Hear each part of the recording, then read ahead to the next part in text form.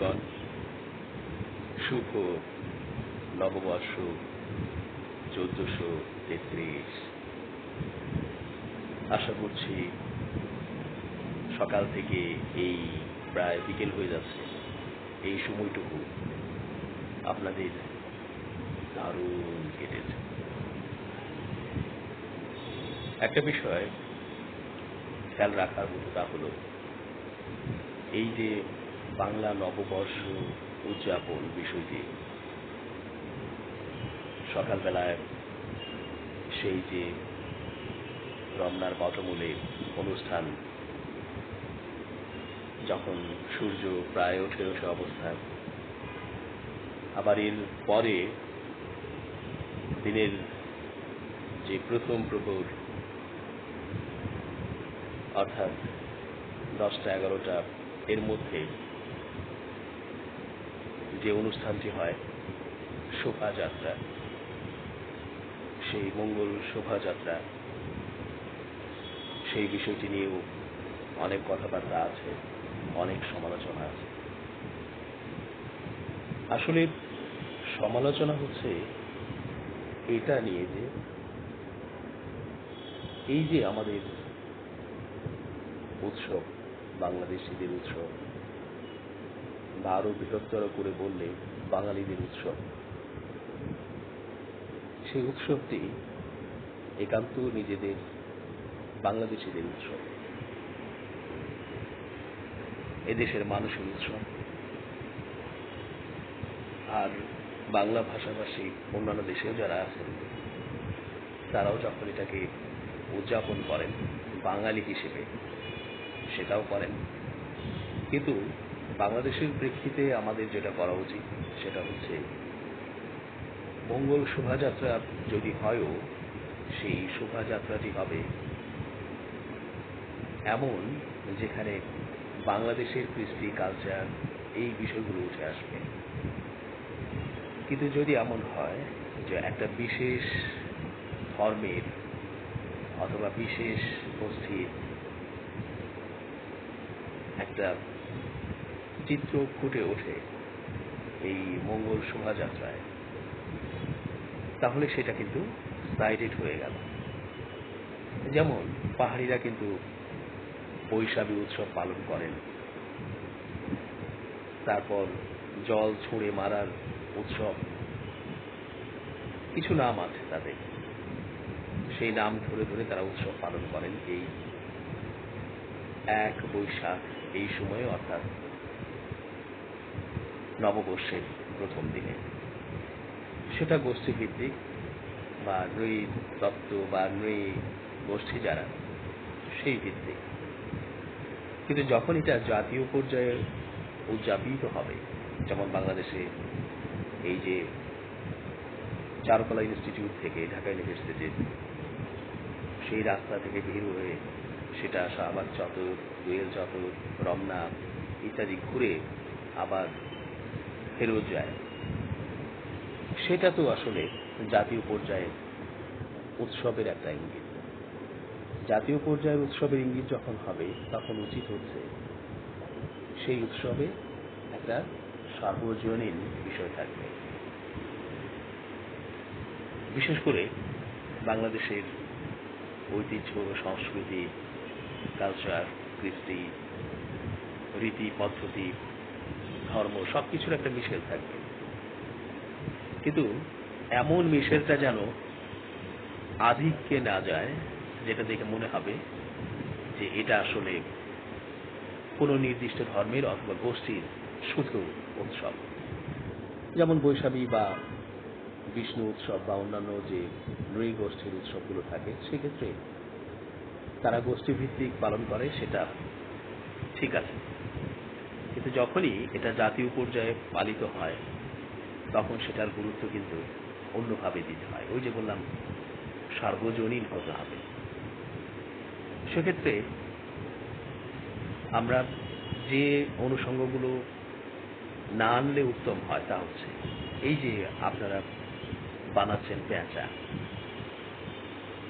এই যে বানাচ্ছেন পেঁচার, তাও একটা অস্তিত্ব আছে, যে পেঁচা তো একটা পাখি বাংলাদেশে, গাছে গাছে থাকে এবং তাদেরকে কিন্তু রাত্রে দেখলে ভয় লাগে। পেঁচা নিয়ে অনেক গল্প আছে, কবিতা আছে, অনেক কিছুই আছে, শিশুতোষ অনেক কিছুই এই পেঁচা নির্ভর কিন্তু আছে। সুতরাং পেঁচাটা যদি দেখাও যায় এই মঙ্গল শোভাযাত্রায়, সেটাও না হয় মেনে নিলাম, কিন্তু কোনোভাবেই ওই যে মানে বিশাল কিছু বানালো, মাথায় শিং দুটো,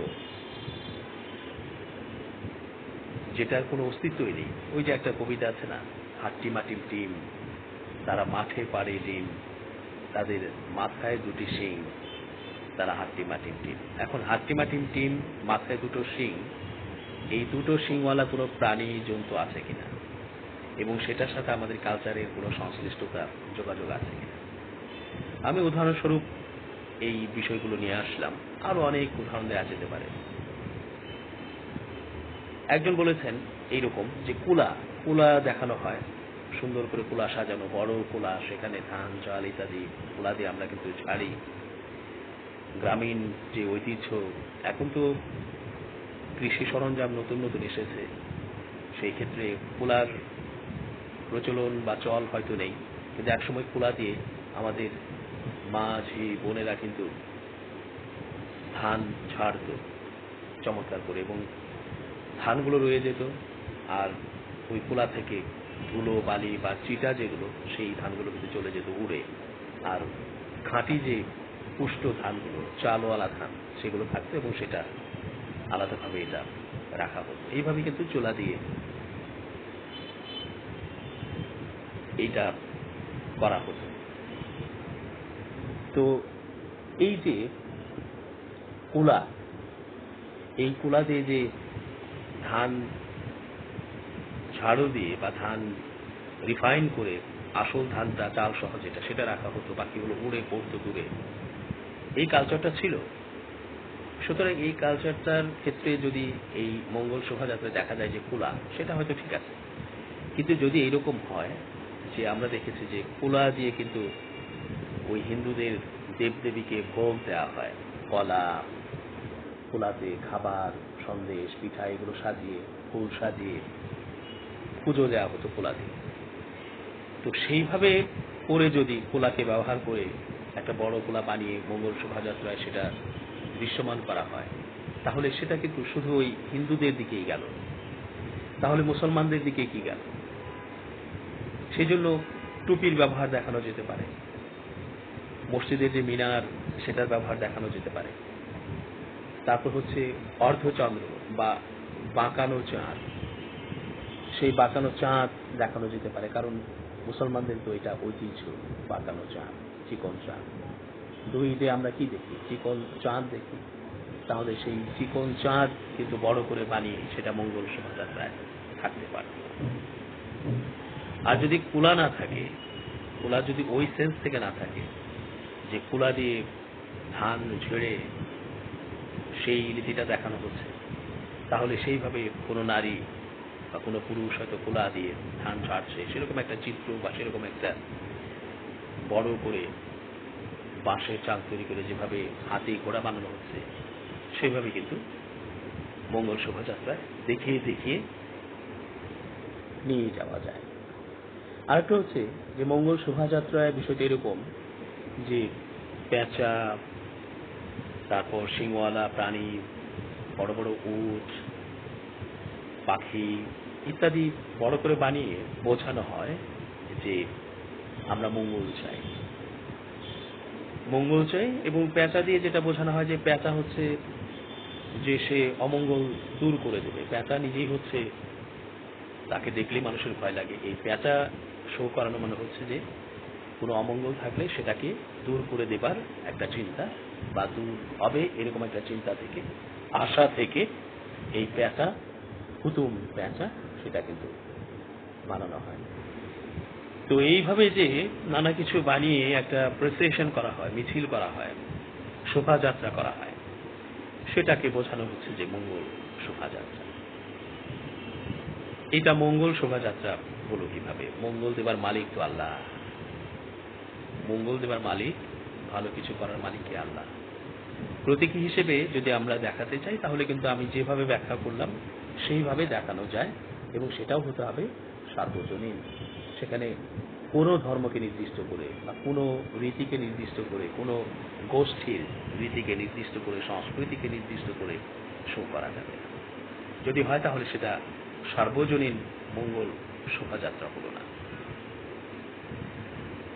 এই হলো কথা। আরেকটা হচ্ছে যে রাজধানীতে আমরা খবর পেলাম যে একটা রাজনৈতিক দল তারাও শোভাযাত্রা করেছে এবং সেই শোভাযাত্রায় তারা ঠিকই মসজিদের মিনার, এরপর ওই কোলাকুলি, তারপর বাঁকানো চাঁদ, এই সমস্ত কিছু ব্যবহার করেছে তারা ফেস্টুন বা প্ল্যাকার্ডে অথবা কেটে বানিয়ে তারা এগুলো তুলে ধরে তারপর সামনে এগিয়ে গেছে এবং হয়তো শুভকামনা জানিয়েছে সবাইকে, বিশ্ববাসীকে বা বাংলাদেশ সবাইকে। তো এটা দেখতে ভালো লেগেছে যে এটা ইসলামিক কালচারকে ধারণ করে তারা করছে। এটা একটা, আমি আগেই বলেছি যে এটা হয়তো সার্বজনীন নয়, কিন্তু এটা একটা রীতি তারা দেখিয়েছে। এটা হচ্ছে যে যারা মুসলিম তাদের রীতি আসলে তাদের এই যে শোভাযাত্রা এরকম হওয়া উচিত, যেটা ওই যে বৈশাখী, তারপরে বিষ্ণু উৎসব অথবা অন্যান্য যে নৃগোষ্ঠীর উৎসবগুলো আছে এই বৈশাখকে কেন্দ্র করে তাদের মতো হয়েছে, হতে পারে। তো যাই হোক, এইভাবেই যদি আমরা চিন্তা করি তাহলে আমাদের জিনিসটা সার্বজনীন হয় এবং সবার জন্য গ্রহণযোগ্য হয়। এই হলো কথা। কিন্তু কোনোভাবে আমরা যেন এটাকে কোনো একটি গোষ্ঠী, কোনো একটি ধর্মের দিকে যায়। বিশেষ করে অনেকেই কমপ্লেইন করেন যে এই বৈশাখী যে উৎসবটি, অর্থাৎ এই যে পহেলা বৈশাখ, এই যে নববর্ষের দিনটির উদযাপনের ব্যাপারটি, সেটা অনেকটাই হিন্দুয়ানি কালচার থেকে আসা। অর্থাৎ হিন্দুরা যেভাবে ওই যে হোলির উৎসব করে, পূজার উৎসব করে, দেবতাকে ভোগ দেবার উৎসব করে, তারপর পাঠা বলি দেবার উৎসব করে, সেই রকম উৎসবের মতো যদি হয় এবং সেই রকম সাজগোজ যদি দেখা যায়, যে সাধারণত হিন্দুরা কি করে, গেরুয়া পরে, গেরুয়া রং, সেই রঙের যদি হয় যে সেই রংটিকে বেশি প্রায়োরিটি দেয়া, হলুদের কাছাকাছি গেরুয়া রং, সেই রংটিকে খুব বেশি প্রায়োরিটি দেয়া, যেখানে হয়তো সবুজ, লাল এগুলো ব্যবহার হতে পারতো, বাংলাদেশের পতাকার রং গোলাপি, গোলাপ ব্যবহার হতে পারত, আমাদের গোলাপ ফুল, কৃষ্ণচূড়ার রং ব্যবহার হতে পারে, এরকম করে হতে পারে। কিন্তু দেখা গেল যে ওই গেরুয়া রংটিকে বেশি পছন্দ করে নেওয়া হচ্ছে এবং সেটা ব্যবহার করা হচ্ছে। তারপর কপালে লাল টিপ দেওয়া হচ্ছে, যেটা হিন্দুরা সাধারণত সিঁদুর হিসেবে চিন্তা করে বা তাদের দেবতার অর্ঘ্য হিসেবে চিন্তা করে, আশীর্বাদ হিসেবে চিন্তা করে। মাথায় সিঁথিতে যে সিঁদুর দেয় সেটাকে তারা দেয়। এভাবে মুসলিমরাও দেখা গেল যে তথাকথিত আপডেট বলি বা ফ্যাশনেবল বলি অথবা স্মার্ট বলি, মডার্ন বলি, তারা কিন্তু এই হিন্দুয়ানি কালচারে হিন্দুদের মতো করেই কপালে বড় লাল টিপ দেয়, সিঁথিতে সিঁদুর দেয়, দিয়ে কিন্তু এই নববর্ষের দিনটিকে উদযাপন করে। এইগুলো থেকে আমাদের আসলে দূরে থাকা উচিত, কারণ প্রত্যেকটি বিষয়ের মধ্যে অনেক গভীর কিন্তু রাজনীতি আছে। আমরা হয়তো সাদামাটা চোখে বুঝি না, কিন্তু যারা ঔপনিবেশিকতা করতে চায়, বিশ্বে ঔপনিবেশিক ব্যাপারটিকে আনতে চায়, মোড়লগিরি দেখাতে চায়, দাদাগিরি করতে চায়, যে এই অঞ্চলে আমি দাদা, যেমন ভারত, এই দক্ষিণ এশিয়ায় ভারত চিন্তা করে যে আমি হচ্ছি মোড়ল। আবার মধ্যপ্রাচ্যে, পশ্চিমাতে, সেখানে America, Israel, France, Italy, Germany, আবার এইদিকে আছে রাশিয়া, চীন, এরা কিন্তু মোড়ল হিসেবে নিজেদেরকে দেখাতে চায় এবং নানা রকমের কাজ করে। তারা কিন্তু মোড়লগিরি দেখাবার জন্যই ধর্ম বলি, বিশ্বাস বলি, সংস্কৃতি বলি, ভাষা বলি, সাহিত্য বলি, গান, সবকিছুতেই তারা কিন্তু একটা প্রভাব ফেলার চেষ্টা করে। তো সেই রকম প্রভাব ফেলতে কিন্তু এই অঞ্চলেও চায় ভারত। ফলে ভারত কিন্তু তাদের ধর্ম, তাদের কালচার, তাদের ইচ্ছের প্রতিফলন কিন্তু দেখতে চায় ভারতের আশপাশে থাকা রাষ্ট্রগুলো থেকে। তো আমরা যদি সার্বভৌম রাষ্ট্র হয়ে থাকি, স্বাধীন রাষ্ট্র হয়ে থাকি, স্বাধীন চেতা হয়ে থাকে, তাহলে আমাদের নিজস্ব সংস্কৃতি আছে। সেই সংস্কৃতি ধারণ করেই আমাদের কিন্তু এগিয়ে যেতে হবে। কোনোভাবে এখানে যেন ভিন্ন সংস্কৃতি আমাদের কাছে না চলে আসে। আরেকটা বিষয় হচ্ছে যে আমাদের এখানে 92% হচ্ছে মুসলিম। সুতরাং এখানে মুসলমানদের একটা প্রভাব থাকবে স্বাভাবিক, এবং মুসলমানদের কৃষ্টি কালচারটা বেশি থাকবে স্বাভাবিক, এবং মুসলমানদের যে প্রাত্যহিক চলাফেরা, পোশাক পরিচ্ছদ, কথা বলা স্টাইল, শব্দচয়ন, এগুলো সেই রকম হবে, অর্থাৎ মুসলিম টাইপের হবে বা ইসলামী সংস্কৃতি মোতাবেক হবে। এটা কিন্তু স্বাভাবিক, এটাই স্বাভাবিক। এই স্বাভাবিকতাটাকে মেনে নেয়া, যদি আমরা মেনে না নিতে পারি তাহলে এটা কিন্তু এই মুসলমানদের উপরে একটা অন্যায় করা হবে। আমরা কাকে তাহলে তুষ্ট করার জন্য করছি? আমরা কিন্তু বলছি না যে অন্যান্য গোষ্ঠীদেরকে আমরা কোণঠাসা করে রাখতে চাইছি, বা নেই গোষ্ঠীও হতে পারে অথবা অন্য কোনো গোষ্ঠী হতে পারে, আমরা কিন্তু কোণঠাসা করে রাখতে চাইছি না, কিন্তু একটা প্রভাব তো থাকেই। আমরা তো এটাকে অন্যায় প্রভাব বলছি না। যেমনটি ভারতে হচ্ছে, যে ভারতে হিন্দুত্ববাদী একটা বিষয় কিন্তু তারা চাপিয়ে দিচ্ছে সরকারিভাবে, যে হিন্দুয়ানি কালচার, হিন্দুয়ানি সবকিছুই করতে হবে। এই জন্য তারা সেখানে গরু জবাই করতে দেয় না মুসলমানদের, সেখানে টুপি পরতে দেয় না, নামাজ পড়তে দেয় না, মসজিদ ভেঙে দিচ্ছে, মাদ্রাসা গুড়িয়ে দিচ্ছে, এবং সেখানে একজন মুসলমান শান্তিমতো তার ধর্ম পালন করবে বা তার মতো পোশাক পরবে, তার যে হালাল প্রাণী আছে সেটা জবাই করবে, এগুলোতে সে কিন্তু করতে পারে না, কারণ সেখানে রাষ্ট্রীয়ভাবে হিন্দুত্ববাদী যে বিষয়টি আছে, মূল্যবোধ আছে, সেটা চাপিয়ে দেওয়া হচ্ছে। এটা তো অন্যায়। আমরা কিন্তু এখানে কোনো মুসলিম কোনো বিষয় অথবা ইসলাম নিয়ে যে সংস্কৃতি আছে, বিষয় আছে, সেটা কিন্তু আমরা আমাদের যে গোষ্ঠীগুলো আছে, অপর গোষ্ঠী বা সংখ্যালঘু আছে, হিন্দু হোক, বৌদ্ধ হোক, খ্রিস্টান হোক অথবা অন্যান্য নিয়ে গোষ্ঠী হোক, আমরা কিন্তু চাপিয়ে কখনো দিইনি এবং দিচ্ছিও না। তারা শান্তিমতো তাদের উৎসব এবং অনুষ্ঠান ধর্ম পালন করে যাচ্ছে, যেটা ভারতে হচ্ছে না। কেন হচ্ছে না? ওই যে বললাম যে একটা ঔপনিবেশিক ভাব ভারতের মধ্যে আছে। সে চায় তার আশপাশের সবাই তাকে ফলো করুক এবং তার নীতি, পদ্ধতি, সংস্কৃতি, সঙ্গীত, সাহিত্য সব চর্চা করুক।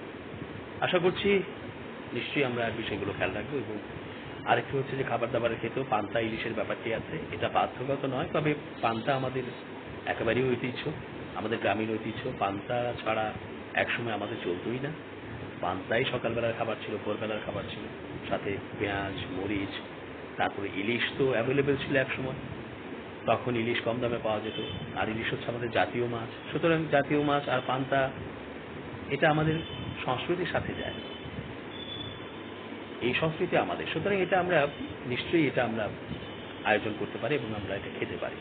তবে এটা নিয়ে অস্থির হওয়া ঠিক হবে না যে ইলিশ কোথায় গেল আর পান্তাই খাবো কেন, না খেলে সমস্যা কি অথবা খেলে কি সমস্যা, এই সমস্ত নিয়ে আমাদের বাড়াবাড়ি না করলে উত্তম। এখন যেটা হচ্ছে বাড়াবাড়ি, সেটা হচ্ছে যে ওই যে পান্তার দাম, পান্তা, পেঁয়াজ, মরিচ, ইলিশ, এগুলো যদি একটা প্লেটে সাজিয়ে দেওয়া হয়, এইভাবে অনেক হোটেলে কিন্তু হচ্ছে, রেস্টুরেন্টও হচ্ছে, তারা কিন্তু অনেক চড়া মূল্য নিচ্ছে। অথচ এই পান্তা কারা খেত? ওই গরিব মানুষ, ওই ভোরে উঠে কাঁধে জোয়াল নিয়ে, গরু নিয়ে চলে যেত। ওই পান্তা পুরনো আগের দিনে যে ভাত বন্ধ উঠে যাবে সেই জন্য পানি দেওয়া হয়েছে, মরিচ, গাছের মরিচ, পেঁয়াজ, ক্ষেতের পেঁয়াজ, এগুলো দিয়ে কিন্তু তখন কামড়ে কুমড়ে পান্তা খেয়ে তখন রওনা দিত কাজে, কারণ অত সকালে উঠে রান্না করার সংস্কৃতি গ্রামের ছিল না। তো সেইটা একটা বিষয়। একটা হচ্ছে আমি ইচ্ছে করে পান্তা বানালাম, ইচ্ছে করে আমি দাম দিয়ে ইলিশ কিনলাম, তারপরে পান্তা আর ইলিশকে আমি উদযাপন করলাম বৈশাখ বা নববর্ষ বাংলা, সেটা কিন্তু ঠিক নয়। এই বিষয়টি কিন্তু, এই মুডটি ঠিক নয়। সুতরাং এই বিষয়গুলোতেও আমাদের খেয়াল রাখা উচিত এবং একটা সহনশীল পরিস্থিতি আমাদের মধ্যে রাখা উচিত। নাহলে এটা নিয়ে কিন্তু বিজনেস হচ্ছে। রেস্টুরেন্ট মালিক বা যারা এই খাবার দাবারের বিজনেস করছেন, তারা কিন্তু এটা নিয়ে একটা বড় বিজনেস করছেন, যেটা আমাদের আসলে ঠিক নয়। এই ঠিক নয় বিষয়টি যদি একটু উৎসবের দিনে হয়, তাহলে আমাদের জন্য এটা কষ্টের কারণ। বন্ধুগণ, আমরা সকলেই সুন্দরভাবে আমাদের এই আজকের দিনটি উদযাপন করছি এবং বাকি সময়টুকুও করব। আর সারাটা বছর, এই বাংলা বছর 1433 যেন ভালো কাটে, সেই জন্য সকলকে শুভেচ্ছা, শুভকামনা।